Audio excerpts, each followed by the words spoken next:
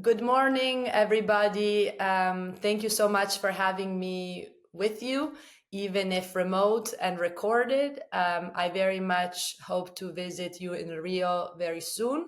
And I apologize for the lack of capacity to speak Portuguese. So I will try to speak as slowly as possible. The question you pose about the possibility of universalizing healthcare and the access to basic necessities is, I think, the question of the time. And it really, really points to the reason why we need to be courageous in our conceptual analysis to go to the core of the issue. The onion of explanation needs to be peeled below the surface to try to look at what are some systemic impediments for the right to healthcare to develop in a capitalist economy. In fact, we are in an economic system that depends on the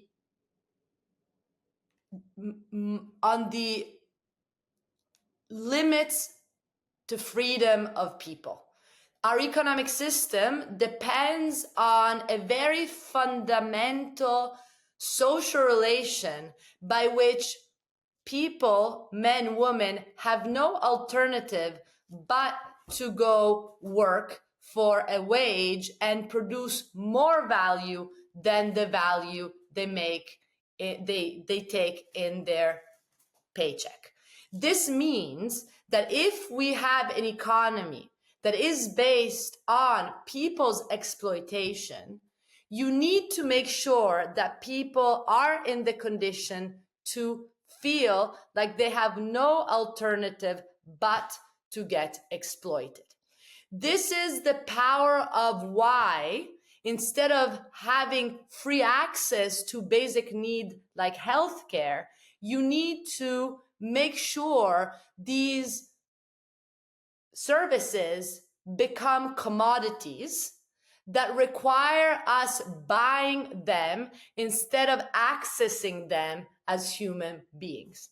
The commodification of healthcare, that is a defining characteristic of advanced capitalism, not just in the global south, but in the global north just as much, really points the finger to the fact that in order for capitalism to survive its own anti-democratic foundation, it requires constantly pressuring people to have to bend their necks and accept their exploitation because they need it for survival.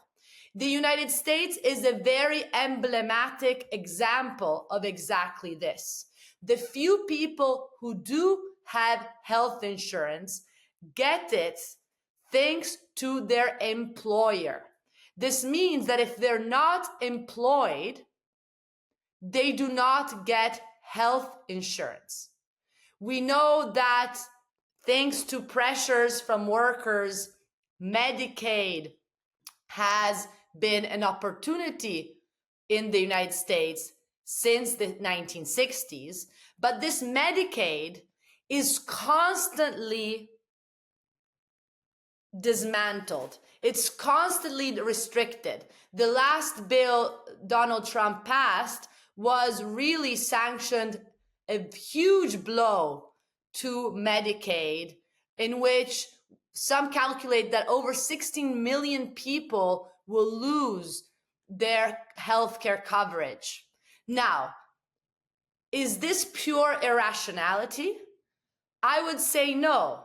I would say that Donald Trump represents an acceleration of something much deeper, that is this necessity for our economic system to trap us in further precarization of our lives to make sure that wages can be constantly repressed and working conditions can be made worse because people anyway will accept if they want to survive and have access to healthcare.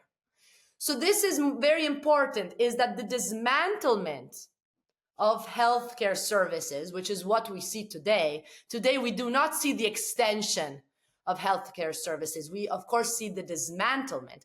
This dismantlement speaks to a fundamental fragility of our economic system.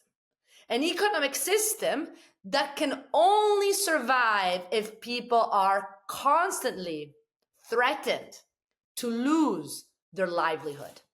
So I think this is something that can keep us, in a way, optimistic about the power of social transformation in a post-capitalist future, is to think about the fact that the system is indeed precarious, fragile, and to protect itself requires making people more precarious and killing access to living necessities. So it is here, I think, that it is in the lens, in the magnifying lens of the relation between our economy to healthcare, that we can really expand the perspective and understand the distorted relationship of humanity with the type of economy we've constructed.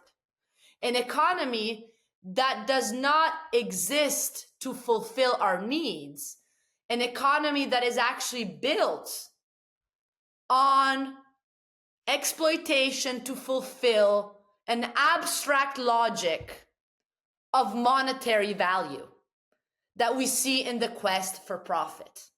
This fundamental tension between the logic of profit and the logic of need is what economists never problematize. Indeed, economics, as it's being taught, is all about cost-benefit analysis. Economics is all about actually taking healthcare as something people need and trying to place it within the logic of profit and calculating how efficient healthcare can be for the market. This understanding of trying to actually take healthcare, which is the quintessence, something that speaks to need, and twist it to meet the categories that work for the market, shows us how deeply flawed not only our economic system is, but also the way in which we are trained to think about the materiality around us. Healthcare cannot be inserted within the logic of maximization of efficiency and profit, which is what we hear from economists and politicians.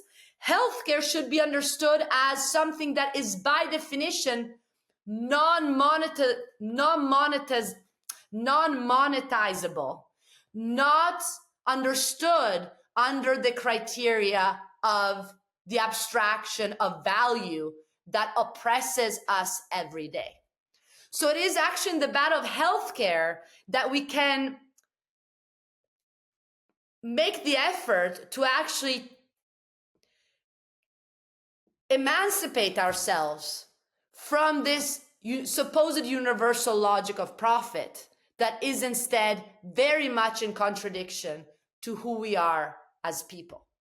So more than ever today, we need to understand that the power should come from doctors, from social workers, from those who actually work with the materiality of healthcare, rather than submit to economists that speak the language that is only functional to our economy. Unfortunately, economists are trained in a very, very narrow tradition that does not do justice to the core problem, only stays at the surface, and cannot have us really question capitalism itself. Now, I do think that these conversations are more than ever timely, especially in a historical moment in which every day we read about hundreds of Palestinians who cannot have any access to healthcare while they're being bombed and amputated or starving to death. So we see here how the témoignage, the testimony of the genocide is coming from those doctors who are actually trying to get the basic, meager necessities to people who have been structurally blocked in receiving any form of human recognition and who are losing humanity as we speak. In face of the genocide, it's the doctors, it's the social service workers, it's those who are actually risking their lives to prove that as humans, we can do better than the logical profit. Of course, these are the people who are being silenced in favor of the experts, the economists, who are justifying a genocide that is extremely profitable, not only to the large arms corporations, but to many, many other sectors of our advanced economy. Asset managers, Amazon, Alphabet, Microsoft, all our incredible technological advancement is actually building on the annihilation of human life. This is, again, why I think today more than ever, I hope your Congress will have the courage to say that actually the lens of the practitioners who realize what humans need can be more powerful than the lens, the abstract lens of neoclassical economists. And we know that the world we're in gives much more attention to those people who are trying to hide what is at stake. What is at stake right now is the survival of humanity, the survival of the planet, and the end of a genocide. And we need to be on the right side of history and have the courage to go deeper in our questioning of our economic system. I thank you very much for your time. I also want to mention that in Tulsa, Oklahoma, where I'm currently situated, we have a new grassroots communal project called Free Forum, the Forum for Real Economic Emancipation. We are trying to do what is a shared project of questioning the deep elements of our economy, bring knowledge to people so that people can feel empowered themselves to question the dogmas that do not do justice to our humanity. So if you want to stay in touch, please reach out to me, or you can follow our events online. We need a universal and an international effort to use knowledge in our favor rather than against us. Thank you very much for having me with you today.